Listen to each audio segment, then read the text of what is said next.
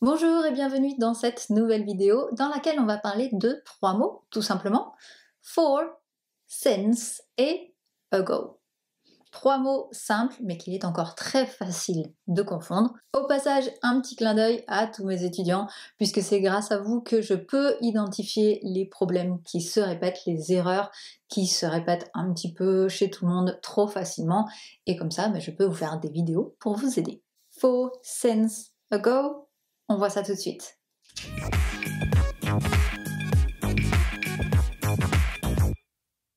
On commence par for. Alors, avant toute chose, pour clarifier, for a des tas d'usages possibles. Donc, on va simplement aujourd'hui se pencher sur la question de for pour exprimer une durée. On peut utiliser for pour parler d'une durée soit dans le passé, soit dans le présent, donc commencer dans le passé et qui continue encore maintenant, soit carrément dans le futur, quelque chose qu'on prévoit. Donc ça peut parler d'un événement terminé, présent, en cours, ou futur. Puisqu'il s'agit d'une durée, on aura toujours dans notre phrase, quelque part, un marqueur de durée. Donc ce sera soit hours, years, months, donc for 3 months, for 3 hours, etc. Ou alors for a long time. Je vous donne deux exemples, un au présent et un au passé terminé. John has been living in London for 5 years. John habite à Londres depuis 5 ans. On a bien ce for 5 years qui donc a le for, la durée, 5, et years, l'unité, donc le marqueur de durée. Autre exemple, donc cette fois dans le passé est terminé. I started an online painting course. I did it for 3 weeks, but then I realized I didn't really like it. Donc j'ai commencé un cours de peinture en ligne.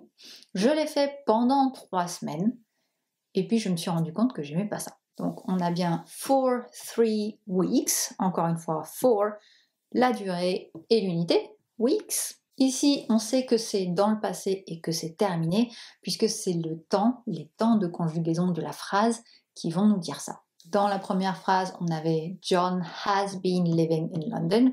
On sait qu'il a commencé à habiter à Londres et qu'il y habite toujours. Tandis que là, I did my lesson or my online course for 3 weeks. I did, ça veut dire que c'est passé, terminé, on n'en parle plus. Voilà donc pour for qui parle d'une durée. On regarde maintenant son cousin, since, avec qui il est souvent confondu. Since est très particulier et beaucoup plus précis. On va utiliser since toujours pour un événement qui n'est pas terminé. Donc, contrairement à for, on ne peut pas l'utiliser pour parler de quelque chose dans le passé qui est terminé. On ne peut pas non plus l'utiliser pour parler de quelque chose programmé dans le futur. Since se rapporte toujours à par rapport à maintenant. En termes d'usage, ou de formulation de la phrase, since va toujours être suivi d'une date ou d'un événement. Donc cette fois-ci, ce n'est plus une question de durée. Le since, c'est le marqueur du début. Donc la date ou l'événement qui marque le début de l'action dont on parle. Et par défaut, on en déduit la durée une fois qu'on sait la date de début. On va utiliser for, par exemple, si on veut mettre l'accent sur la durée. On va utiliser since quand on veut dire quand est-ce que ça a commencé. Petit exemple, I haven't seen him since university. Je ne l'ai pas vu depuis l'université. Alors là, vous allez me dire, oui, mais bon, il n'y a pas de date. Eh bien si, le marqueur de temps, c'est university. Donc, c'est depuis l'époque où on était à l'université. Je ne l'ai pas vu depuis cette époque-là. Ça, c'est ce qui marque le début de toute la période pendant laquelle je ne l'ai pas vu. Je l'ai vu à l'université et depuis l'université, je ne l'ai pas vu.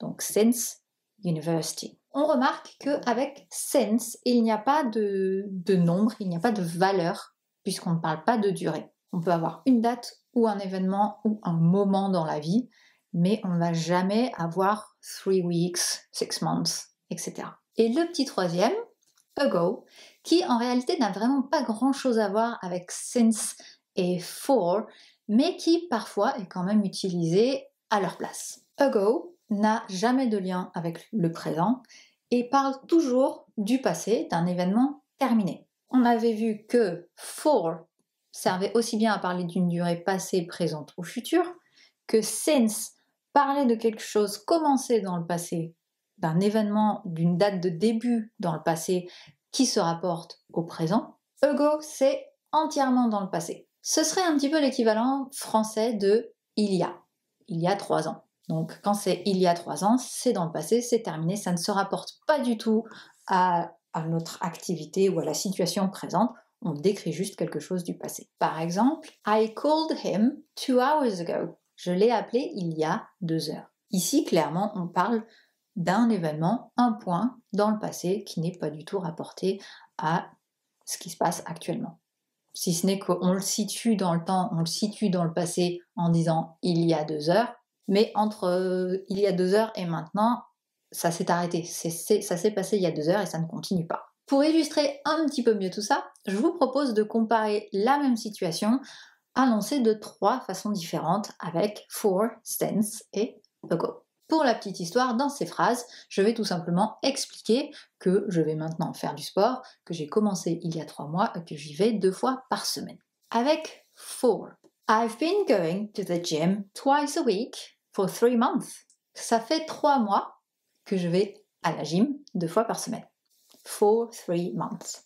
Avec since, vous allez noter que le début de la phrase ne change pas. I've been going to the gym twice a week since December. On suppose que décembre, c'était il y a 3 mois, si on reste sur la même histoire. Avec ago, I started going to the gym 3 months ago. Donc le started, c'est ce point de départ. Le premier jour où je vais à la gym, c'était il y a 3 mois. Depuis, je continue à y aller, mais started, ce premier jour du départ, du début, était il y a 3 mois, donc 3 months ago. Je vous laisse revoir peut-être ces 3 phrases pour les comparer, pour bien comprendre ce qu'elles représentent. C'est tout pour aujourd'hui, j'espère que cette vidéo vous a plu. Si oui, un petit pouce vers le haut. Pensez à vous abonner à la chaîne, invitez vos amis à venir voir cette vidéo, pratiquez avec eux toutes les petites astuces de l'anglais. Et si vous voulez encore plus d'aide pour progresser en anglais, je vous invite à aller faire un tour sur langonaute.com. Je vous ai déjà mis plein de liens directs dans la description de cette vidéo, mais sur le site vous retrouverez tout un tas de choses. Merci beaucoup d'avoir regardé cette vidéo et à très bientôt. Salut!